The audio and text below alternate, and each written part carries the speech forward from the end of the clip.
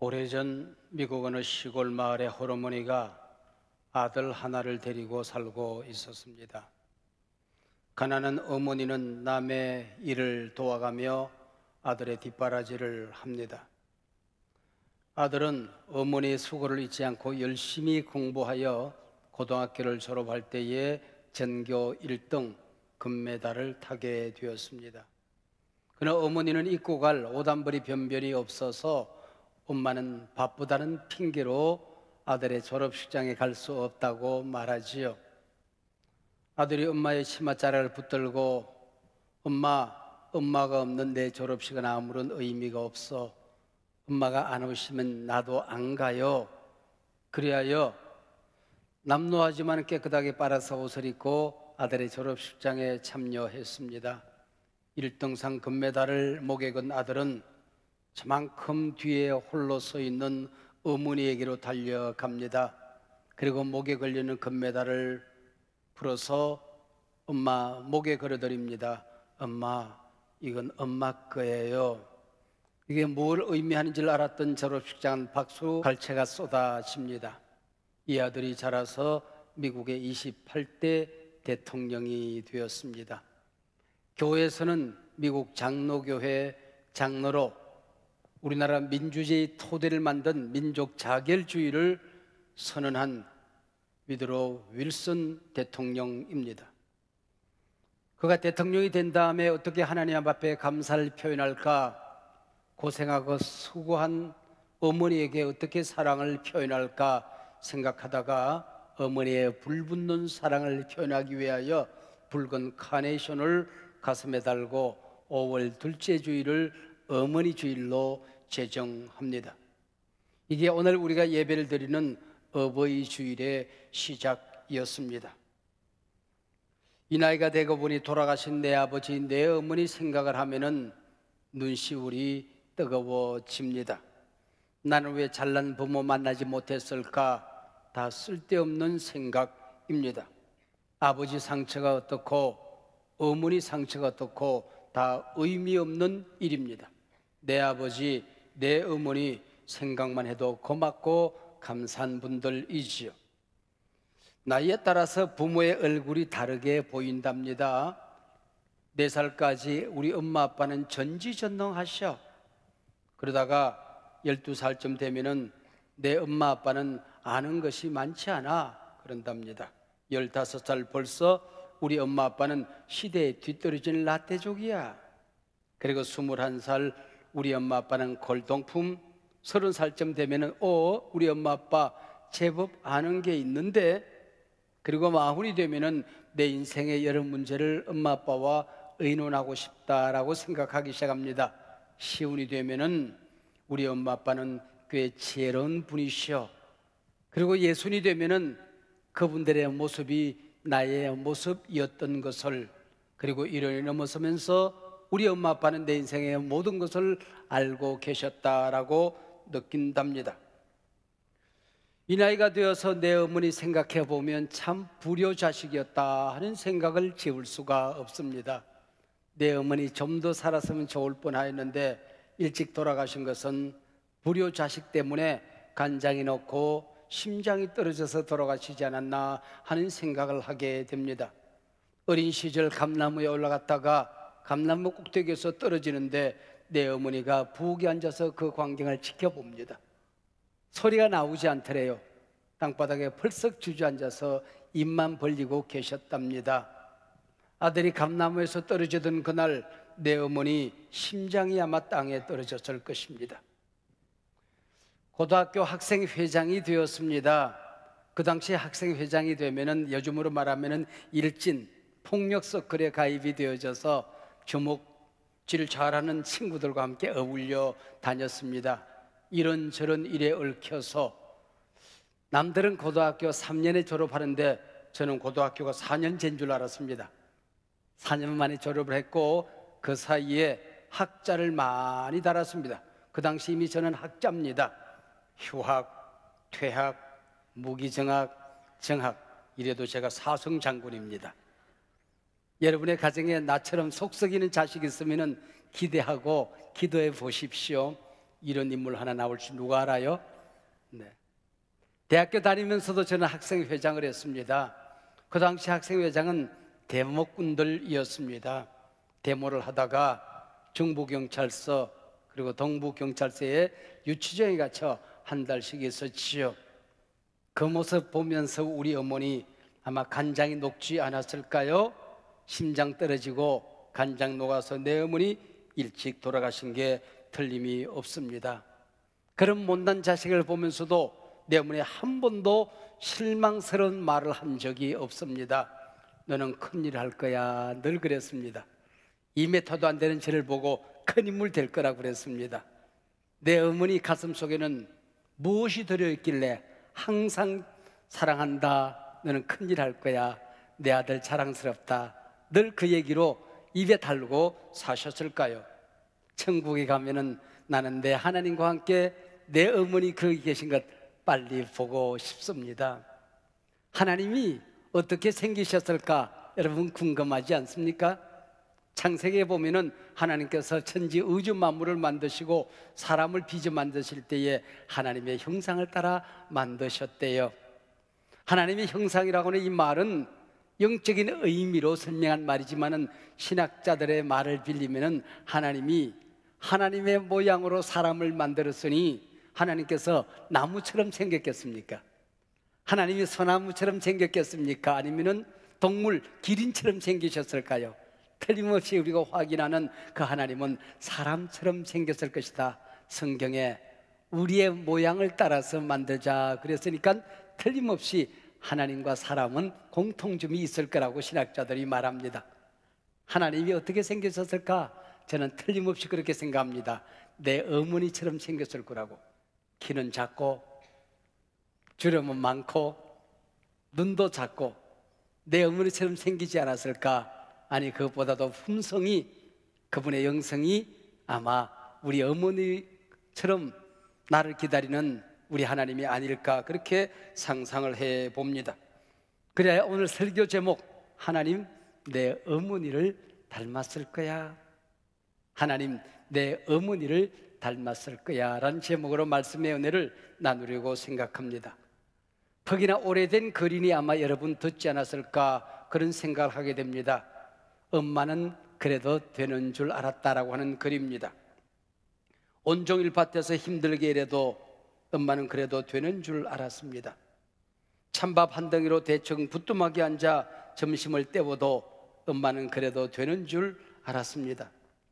한겨울 냇물에서 맨손으로 빨래를 방망이질해도 엄마는 그래도 되는 줄 알았습니다.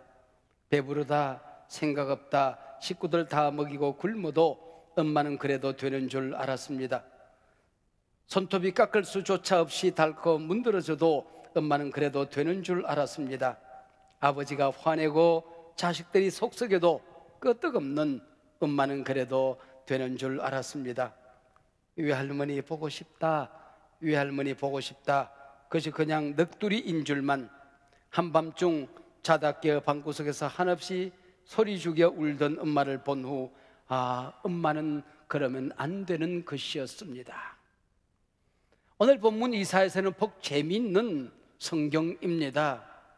이사야서 전반부와 후반부의 내용이 너무나도 다릅니다. 문체, 어투가 너무나도 다릅니다. 그래서 어떤 신학자들은 이사야서는 혼자 쓴 것이 아니고 아마 여러 명이 썼을 거야 라고 상상하시는 분들도 있습니다. 전반부는 심판의 어투, 책망 어투로 가득 차 있습니다. 그래서 바벨론 포로로 끌려가면서 이스라엘 백성들은 우리를 이렇게 아프게 하시는 그분이 하나님 맞을까? 정말 그분이 우리를 사랑하시는 분일까? 몹시 아파도 합니다. 후반부로 오면서 어투가 구원 어투, 긍휼 어투로 바뀌어집니다. 자식을 회초리로 때린 다음에 회초리를 꺾어서 아궁이에 넣고 돌아앉아 우시는 어머니처럼, 그리고 아파하십니다. 매 맞은 자식들보다도 더 아파하시는 어머니, 바로 모성애가 그려져 있습니다. 구원 어투로 가득 차 있습니다. 구약 성경에서 엘샤다이, 우리말 성경으로 전능한 하나님이라고 번역이 되어 있습니다만은 이 말은 엄마가 아기를 품에 안고 젖을 먹이는 넉넉한 어머니의 젖가슴이라고 하는 뜻을 가지고 있습니다. 엄마 품에 안긴 엄마의 젖을 빨고 있는 이 어린아이는 이 엄마가 전지전능한 분이라고 생각한다고 하는 것이죠. 그게 바로 엘샤다이입니다. 이 구원어투, 긍휼어투의 클라이막스가 오늘 본문의 내용입니다. 이사야 49장 15절 16절입니다. 여인이 어찌 그 젖먹는 자식을 잊겠느냐, 어찌 그 태에서 난 자식을 잊겠느냐, 혹시 그들을 잊을지 모르지만 나는 너희를 잊지 않을 거야. 내 손바닥에 새겨서 너를 보호하고 지켜줄 거야. 오늘 본문의 내용입니다. 우리 하나님의 손바닥에 내 이름을 써놓은 것이 아니라 새겨놓았답니다. 우리 예수님 십자가의 못으로 그 손바닥에 못이 박히시면서 내 모든 죄, 내 모든 허물, 상처를 박살내시고 바로 그 손바닥에, 당신의 손바닥에 내 얼굴 새기고 내 이름 새기고 나를 향한 축복을 새겨놓았다는 말이지요. 우리 어머니 손바닥에는 내 이름이 있었습니다. 내 얼굴이 있었습니다. 그리고 나를 향한 기도의 제목이 가득 담겨져 있었습니다. 그래야 손을 모으고 하나님 앞에 자식을 위하여 1시간, 2시간, 몇 시간 기도해도 기도 제목이 다 끝나지 않는 내 어머니 손바닥에는 내 이름이 새겨져 있었습니다. 세상 모든 사람들은 사랑을 받으며 살겠지만은 정작 어머니 뱃속에 있을 때에 내가 어떤 사랑을 받았는지, 이 땅에 태어나서 1살, 2살, 3살 이 어간 동안에 내가 어떤 사랑을 받았는지 기억하는 사람은 별로 없을 겁니다. 그러나 정작 이때 우리는 가장 따뜻한 사랑을 받지 않았습니까? 이때 내가 어떤 사랑을 받았느냐, 내 어머니와 어떤 관계에 있냐 여하에 따라서 신뢰감이 형성되기도 하고 믿음을 잃어버리기도 해서 불신감이 쌓이기도 한다는 것입니다. 이 세상은 믿을만해. 그렇게 세상에 대한 신뢰, 사람들은 믿을만해. 나는 이 땅에 태어나기를 잘했지. 이런 마음이 생기는 것이 바로 내가 어릴 때 엄마와 어떤 관계에 있었느냐, 어떤 사랑을 받았느냐 여하에 따라서 모든 것이 달라진다는 것입니다. 아기는 엄마의 사랑을 어떻게 느낄 수가 있을까요? 우리의 피 속에, 뼈 속에, 살 속에 우리 모두 엄마의 사랑이 녹아 있습니다. 쓰다듬어 주는 사랑, 이 촉감을 통하여 우리 아기는 엄마의 사랑을 먹는다는 겁니다.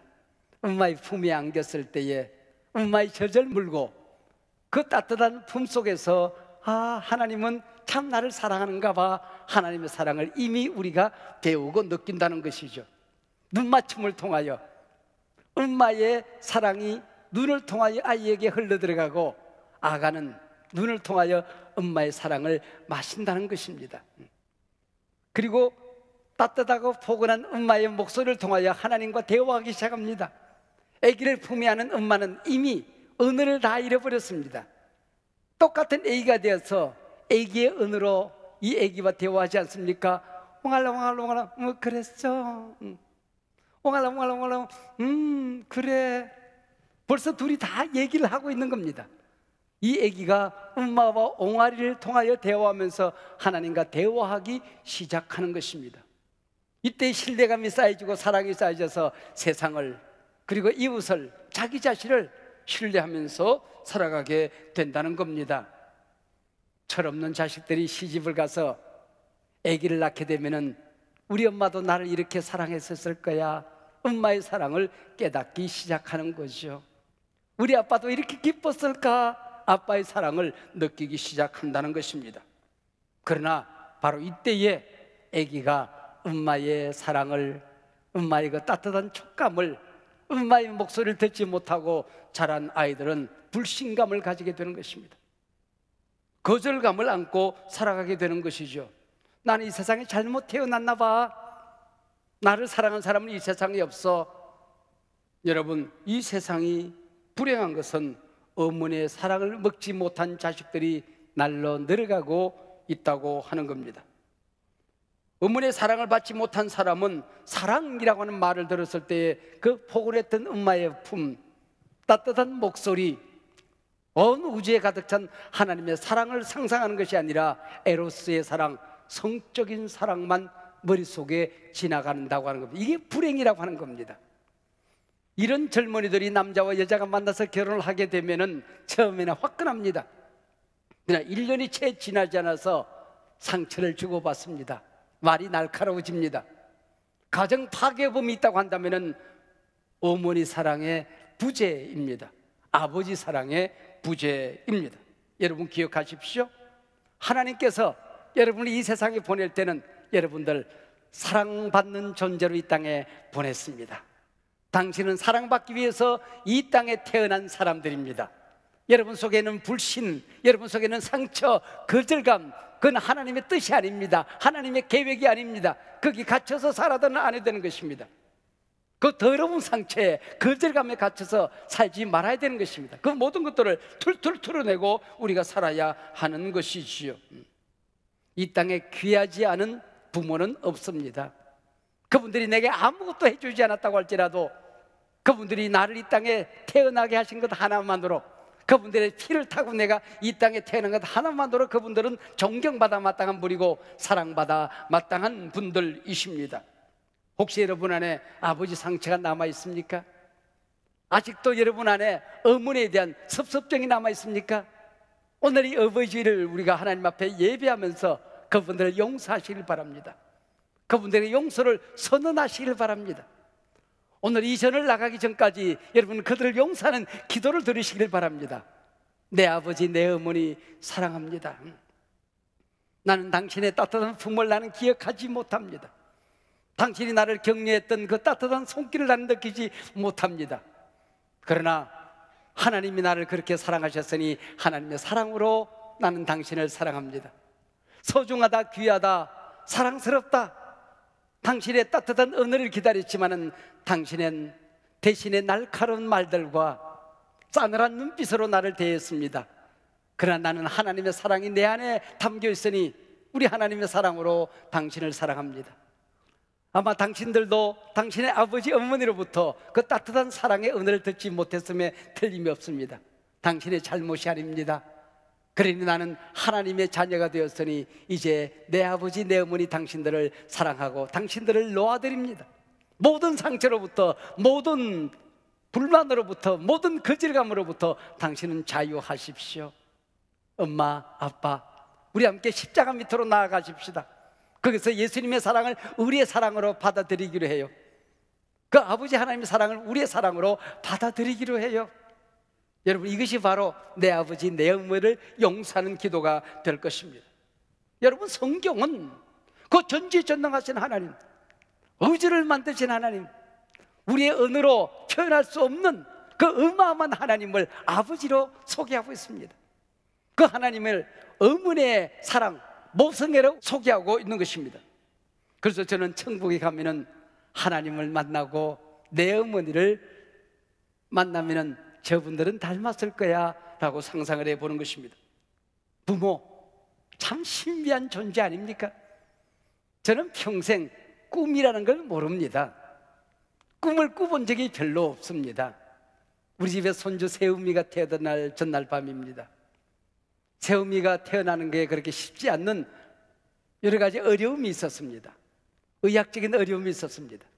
그러나 그 전날 꿈을 꾸었습니다. 아이들이 걱정하는데 걱정하지 마라, 이렇게 태어날 거야. 간밤에 아빠가 꿈을 꾸었어. 내가 꿈을 꾼 그대로 우리 손주 녀석이 태어났어요.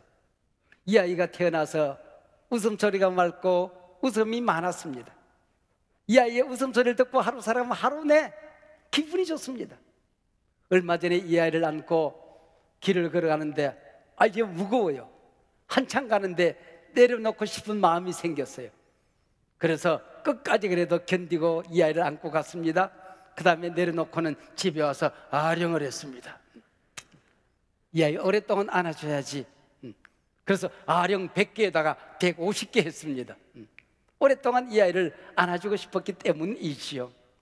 유치원에서, 교회에서 발표를 하고 나면은 그 동영상을 보고 또 봅니다. 이게 아버지 마음 아닙니까? 이게 어머니 마음 아니겠습니까? 여러분 믿으십시오. 누가 뭐라고 할지라도 하나님은 여러분을 보며 설레어 하십니다. 할렐루야. 세상 누구에도 받지 못한 그 사랑을, 아니 사랑을 받지 못한 사람일수록 하나님은 뜨겁게 여러분을 사랑하십니다. 여러분을 쓰다듬어 주십니다. 격려하십니다. 사랑의 눈으로 여러분을 바라보시는 것입니다. 소중하다 귀하다 말씀하시는 분 우리 하나님이십니다. 여러분 그 사랑을 마음껏 오늘 먹고 받고 누리고 나누시기를 바랍니다. 내 어머니의 사랑은 이 땅에서 느끼는 하나님의 사랑이었습니다. 보혜사 성령님, 성삼일체 가운데 보혜사라는 말이 있지 않습니까?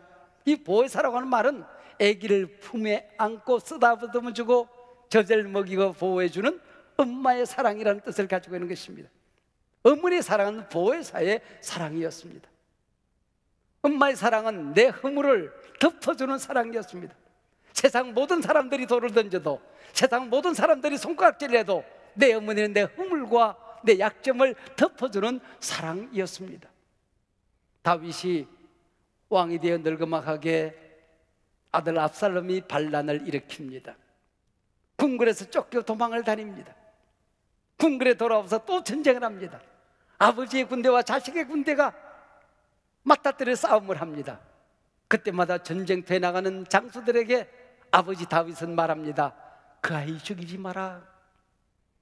그 아이 죽이지 마라. 그러나 이 압살롬이 전쟁터에서 전사했다는 얘기를 듣습니다. 그러면서 홀로 누각을 걸어 올라가며 아무도 따라오지 못하게 하고 울음보가 터집니다. 통곡을 터뜨립니다. 내 아들 압살롬아, 내 아들아, 내 아들아, 내 아들, 내 아들 압살롬아, 네 대신 내가 죽었으면 좋아할 뻔했는데. 이게 바로 아버지의 마음 아닙니까? 그까지 압살 맞을 놈 같으니라고. 그런 놈 자식이 아버지에게 반란을 일으킨 그 자식을 이름을 부르며 통곡하는 것. 여러분, 자식은 아버지를 배신했지만은 아버지는 자식을 위하여 통곡하는 사랑, 덮어주는 사랑 아니었습니까? 저는 교통사고 하나를 알고 있습니다. 엄마와 아빠가 외동딸을 데리고 차를 몰아가고 있었습니다. 근데 술 취한 운전사가 모는 덤프트럭 한 대가 비틀거리며 달려오더니 중앙선을 넘어서 이 차를 덮쳐버렸습니다. 그때 엄마가 딸의 이름을 부르면서 엎드려 하고 딸을 안습니다. 경찰이 도착해서 종이쪽지처럼 구겨진 차량을 뜯어내고 보니까 엄마는 산산이 부셔진 몸뚱아리가 되어 이미 죽었습니다. 근데 그 속에 기절해 있던 딸아이는 찰과상 정도, 그 아이에서 깨어나자마자 병원에서 그냥 걸어다닐 만한 딸아이가 되었습니다. 지금은 아마 그 대학생이었던 그 딸아이가 50이 훌쩍 넘은 중년 여인이 되어 있겠지요. 이게 어머니입니다. 어머니. 이게 어머니의 사랑입니다. 덮어주는 사랑이죠. 우리가 이 세상에 살던 날 문득 하나님께서 이제 천국에서 나와 함께 살자 부르면 우리가 하나님 앞에 가겠지요. 저는 하나님 나라 가는 것을 두려워하지 않습니다. 차라리 하나님 앞에 가고 싶을 때가 많이 있습니다. 왜요?